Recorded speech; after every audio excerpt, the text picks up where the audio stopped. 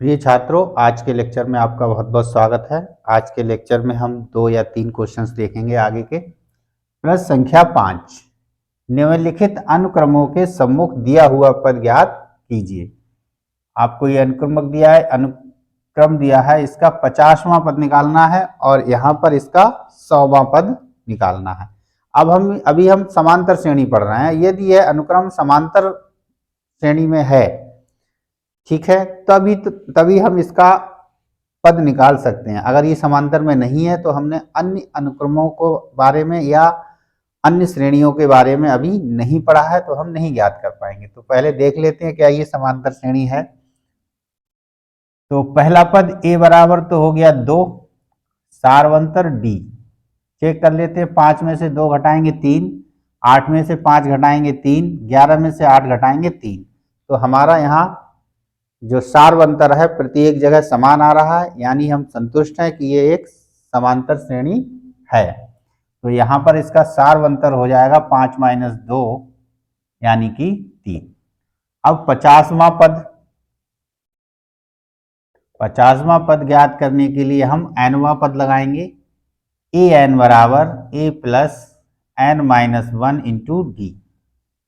तो a 50, n की जगह 50 आ जाएगा, a की जगह 2 आ जाएगा, 2 प्लस 50 माइनस 1, d की जगह 3, 2 प्लस 49 गुणा 3, 49 की 3 से गुणा कर दो, 3 नियम 27 के साथ हासिल 2, 3 चौक 12 और 2 14, 147। 2 जोड़ लीजिए इसमें तो ये हो गया 149, यानी इस अनुक्रम का 50वां पद आ गया 149। यही आंसर है, ठीक है। इस अनुक्रम में देखें क्वेश्चन नंबर बी में a तो हमारा 1/2 है, d कितना होगा 1 - 1/2, पूरे में से आधा घटाएंगे तो आधा बचेगा, और 3/2 में से 1 घटाएंगे, आप घटा के देख लीजिए, फिर 1/2 ही बचेगा। यानी यह अनुक्रम भी हमारा समांतर है, समांतर श्रेणी है ये। तो 100वां पद निकालना है, तो a 100 आपको ज्ञात करना है। सूत्र हम लगा लेंगे, an बराबर a plus n-1 into D. तो a 100 बराबर a की जगह 1/2 और n की जगह 100 लगाएंगे, तो 100 में से 1 घटाएंगे तो कितना आ जाएगा 99, और d का मान हमारे पास है 1/2। अब दोनों में से हम 1/2 कॉमन ले लें तो यहाँ बचेगा 1 प्लस 99। तो 1 प्लस 99 होता है 100। अब ये 2 से कट जाएगा, कितना आ गया 50, 50 और 1 की गुणा 50, यानी यहाँ पर 100वां पद कितना आएगा 50 निकल के आएगा। यही हमारा यहाँ आंसर हो जाएगा, ठीक है। इसी तरीके से हम आगे के अनुक्रम भी हल कर लेंगे। देखें 5वें का सी और डी पार्ट। तो यहाँ 20वां पद निकालना है, तो सरल सी चीज़ है, a बराबर तो हो गया वर्गमूल 2 और d आपका हो गया 3 वर्गमूल 2 में से आप वर्गमूल 2 को घटाएंगे तो 2 वर्गमूल 2 आपके पास बच जाएगा। अब ऐसे ही 5 वर्गमूल 2 में से 3 वर्गमूल 2 घटाएंगे तो फिर 2 वर्गमूल 2 बच जाएगा, यानी ये समांतर श्रेणी है।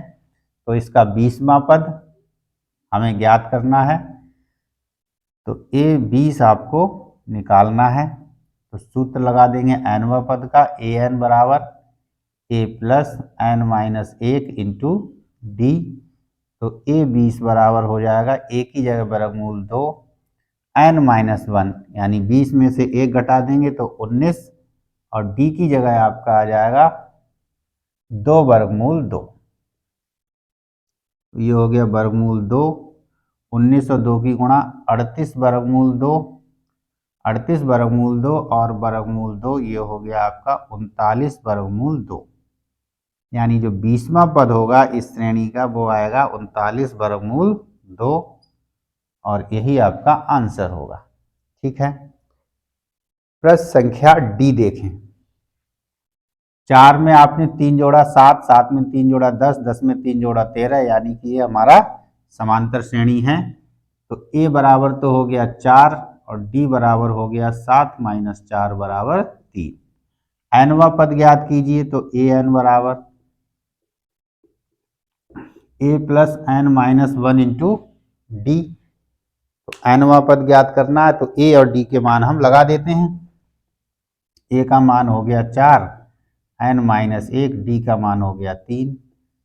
4 प्लस 3 से गुणा करा लीजिए, 3n माइनस 3। 4 में से 3 घटेगा, 1 बचेगा, और 3n को आप पहले लिख लीजिए, 4 में से 3 घटा दो, प्लस का 1 बचेगा। तो ये आपका ए एन आ गया, एनवा पद। अब एनवा पद ज्ञात करने के बाद आपको 25वां पद ज्ञात करना है, यानी ए 25। तो एन की जगह बस क्या रख देना है, 25। 3 गुणा 25 प्लस 1, 25 तियां 75 प्लस 1, 75 और 1 76। तो ये आपके पास 25वां पद आ गया 76, और यही आपके दोनों आंसर हो गए, ए एन बराबर 3n प्लस 1 और ए 25 बराबर 76। बॉक्स में कर देंगे तो हाईलाइट हो जाएंगे, एग्जामिनर को चीज़ें एकदम क्लियर होंगी कि ये आंसर है और ये आंसर है, जिससे आपको नंबर तुरंत मिलेंगे। देखते हैं अगला पद। देखें आपके सामने है ई और एफ भाग। ई को देखें 10 के बाद 7 के बाद 4, तो 10 के बाद 3 घटा दिए 7 आ गए, 7 में से 3 घटा दिए 4 आ गए, यानी सार बनतर है आपका यहाँ पर क्या है, 3 घट रहा है। इसी तरीके से इस सवाल में देखें, निकाल लेंगे, -1/2 से -3 को घटाएंगे तो ये 2 सही 1/2 मिल जाएगा, 2.5। और इस तरीके से ये 2 से फिर से घटाएंगे तो फिर ये 2.5 मिल जाएगा, 2 सही 1/2, यानी ये भी हमारा क्या है, समांतर श्रेणी है। तो पहले तो ये देख लिया कि दोनों समांतर श्रेणी है। अब हमें यहाँ 30वां पद निकाल देना है, यानी कि समांतर श्रेणी वाले सूत्र हम यहाँ प्रयोग कर लेंगे। तो यहाँ पर a बराबर है 10 और d बराबर 7 माइनस 10, यानी कि -3 आ गया। 30वां पद आपको निकालना है, ए 30 आपका क्वेश्चन मार्क है। तो एनवा पद क्या होता है, ए एन बराबर A plus N minus 1 into D. तो इसी में ए 30 रख लेंगे, यानी कि एन की जगह 30 लगाएंगे और ए और डी के मान लगा देंगे। ए का मान 10, 30 लगाएंगे, 30 में से 1 घटाएंगे 29, और डी का मान आएगा -3। तो 10 प्लस और माइनस की गुणा माइनस, 29 और 3 की गुणा कर लें, 3 एम 27 के साथ हासिल 2, 3 दूनी 6 और 2 8, -87। ये प्लस का माइनस का घट जाएंगे तो माइनस के बचेंगे 7, 8 में से 1 घटाया 7, माइनस के 77। तो ये आपके सामने 30वां पद आ गया -77। ठीक है, सारे प्रश्न एक जैसे हैं, सारे कराने जरूरत भी नहीं थी, 1-2 आपको करा देते, बाकी छोड़ देते, लेकिन फिर भी देखिए एफ यहाँ पर a बराबर -3 है और d बराबर -1/2 माइनस -3, -1/2 में से -3 को घटाया गया, तो यहाँ आया -1/2 और माइनस +3, 2 एलसीएम ले लो तो -1 और 2 तियां 6, तो ये हो गया 5/2, जिसे हम 2.5 बोल रहे थे। ऐसे ही जब यहाँ से घटाएंगे तो फिर 5/2 आ जाएगा। 11वां पद चाहिए आपको, A11 आपको निकालना है, ये आपके सामने क्वेश्चन मार्क है। तो एनवा पद का सूत्र लगा देते हैं, ए एन बराबर A plus N minus 1 into D. इसमें ही लगाएंगे A11, एन की जगह 11 आ जाएगा, ए की जगह -3 प्लस 11 में से 1 घटाया 10 हो गया, और डी का मान है 5/2, तो -3 प्लस 2 से 10 कट जाएंगे, 2 पंजे 10, 5 पंजे 25 आ जाएगा। तो 25 में से 3 घटा देंगे तो ये बचेंगे 22, यानी आपका जो 11वां पद है वो आएगा 22। यही आपका आंसर हो गया। तो इस तरीके से हमने प्रश्न संख्या 5 के सारे भाग कर लिए हैं। अब देखते हैं प्रश्न संख्या 6।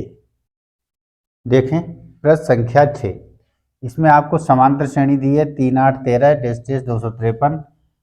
अंतिम पद से 20वां पद ज्ञात कीजिए, यानी 253 से इधर को 20वां पद ज्ञात कीजिए। तो ऐसे प्रश्नों को हल करने के लिए हम क्या करते हैं, श्रेणी को ही उल्टा कर लेते हैं।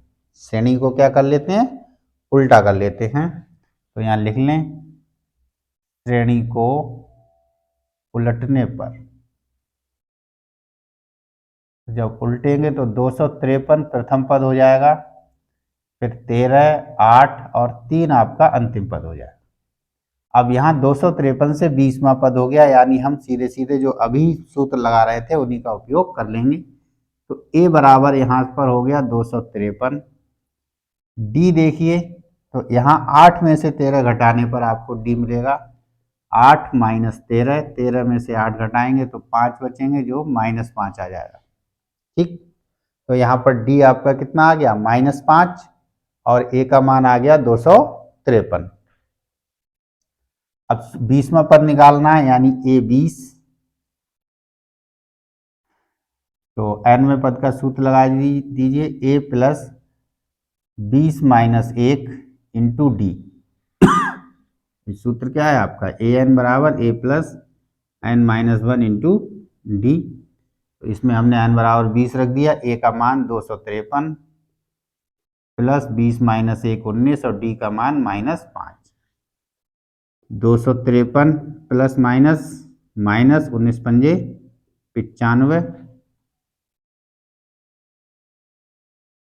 घटा लें, 13 में से 5 घटाएंगे तो 8 बचेगा, और यहाँ रहेगा 4, दाहिली 14, 14 में से 9 घटाएंगे तो 5 बचेगा, और यहाँ रह गया 1। तो ये आपका 20वां जो पद होगा वो कितना आ जाएगा, 158, और यही आपका यहाँ पर आंसर हो जाएगा। तो इस तरीके से हम इन प्रश्नों को हल करते हैं जहाँ पूछा जाता है अंतिम से nवां पद ज्ञात कीजिए, 10वां पद ज्ञात कीजिए या 11वां पद ज्ञात कीजिए। सूत्र हमारा यही रहता है, बस हम जो हमारी श्रेणी है उस श्रेणी को हम थोड़ा सा उलट लेते हैं। तो इस लेक्चर में यही 2 क्वेश्चन रखते हैं, प्रश्न संख्या 5 और 6। इनकी प्रैक्टिस कीजिए, पढ़ते रहिए, खुश रहिए। धन्यवाद।